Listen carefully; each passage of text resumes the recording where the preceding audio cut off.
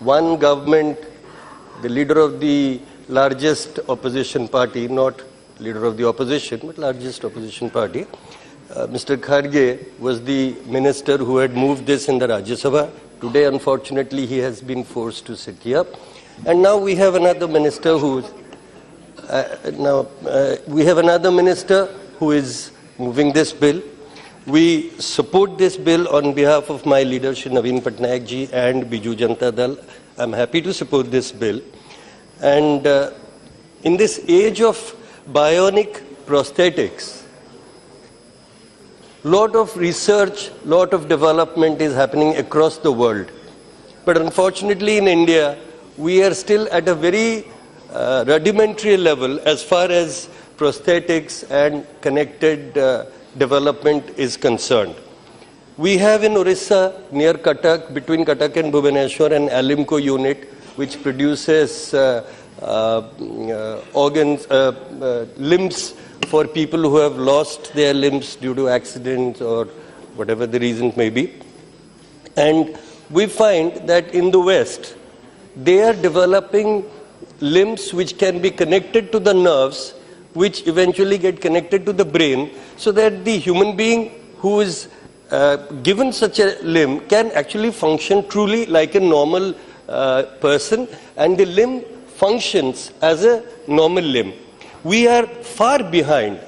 So one part is that we do reservations, we pass the bills, and we talk about it in Parliament. The other part is encouraging research whereby the people who should be benefited by these exercises actually become a part of society and are truly, honestly accepted by their peers as a normal human being. That is the most important part. One is, we can always claim that you should have more passages for the disabled to climb into buildings, give them special toilets. All that is very, very essential. I am not overriding those facts. But also, how to amalgamate them in normal society, that is a very important part that the government has to think about. Madam, as you are aware, computers some decades back invaded our offices and homes.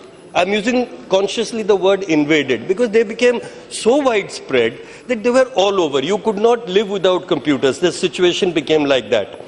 And along with computers, many new diseases also came in.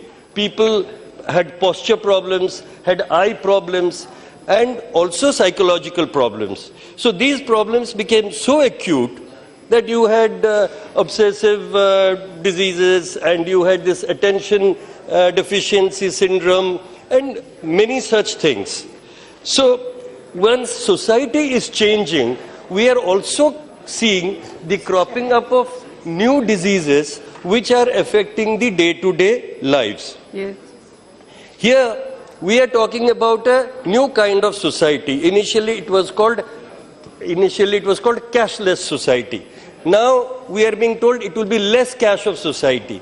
So we don't know what this new disease that will crop up from this cashless society will be. No, don't disturb. Please. So, madam, in a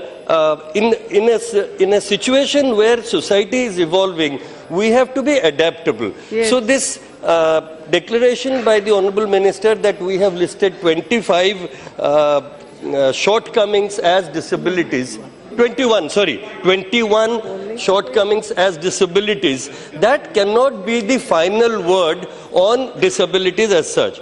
I will mention a few, like there is something called cardiovascular chronic heart failure.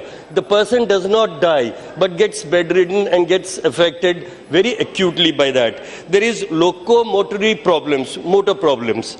There's rheumatoid arthritis, osteoarthritis, neurological problems, yes, hemiplegia kind of paralysis, brain tumor, then people getting incapacitated due to accidents. So there are many diseases which are not included in this, which need to be addressed. Okay. In page 23, para 72, on district level committee, which Mr. Sogat Roy, the honorable member, mentioned also, there is no mention as to how that district level committee would be formed.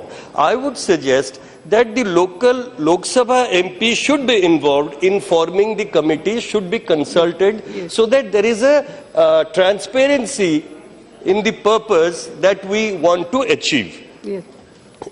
And to wind up my points, I can speak for quite some time. I have a lot of points, but I think, ma'am, you want to wind up quickly. Yes. Thank you. In my state of Orissa, the Honorable High Court has fixed a limit of 50% reservation, which we have already reached.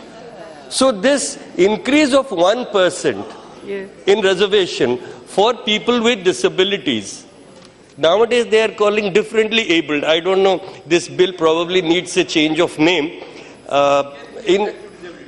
Sorry? Okay, disability. So, I do not know where this 1% of reservation will come from. I would like to have some clarifications from the Honorable Minister. And I, on behalf of the Biju Janata Dal, wholeheartedly support this bill. And as a gesture, I would suggest, ma'am, that all of us MPs should ensure that wherever in our constituencies we have people with disabilities, let us take a vow that in the next 2.5 years that we have before the next general election, let us try to bring them into the mainstream of social reforms and bring them as a part of society so that they can build in the nation building effort that all of us are trying. No one person can change this nation. All of us have to put our brains together, our energies together. And any concept that one person can change a country, that doesn't happen anywhere. Even Alexander got defeated, Adolf Hitler got defeated.